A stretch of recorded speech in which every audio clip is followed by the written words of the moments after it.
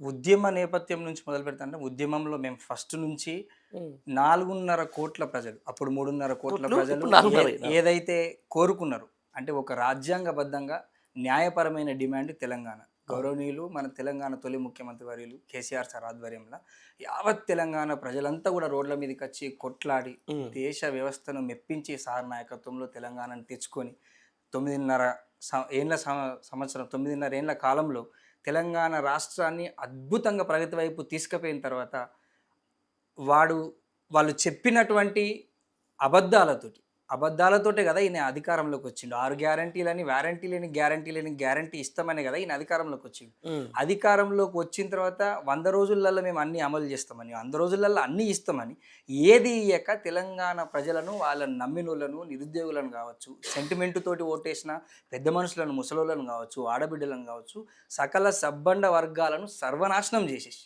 అవును. మొత్తం తెలంగాణ రాష్ట్రాన్ని కొలాబ్ చేసి పొద్దుగాల లేస్తే పేద ప్రజల మీద, బీద ప్రజల మీదనే ఆయన ఆయన పంజా విసురుతూ యావత్ రాష్ట్రాన్ని సర్వనాశనం చేసి అది ఎట్లయితే పోతున్నాడో, ఆనాడు అభివృద్ధి వైపు, ప్రగతి వైపు అడుగులేసిన తెలంగాణ చూస్తుండగా కళ్ళ ముంగట్నే సర్వనాశనం అవుతుంటే తట్టుకోలేక, చూడలేక ఒక ప్రజా కళాకారులుగా ఉద్యమంలో ప్రజల కోసం, రాష్ట్రం కోసం కొట్లాడినోళ్ళుగా మా బాధ మేము పాటల రూపంలో మా నిరసన మేమన్నీ కూడా వ్యక్తపరుస్తూనే వస్తున్నాం.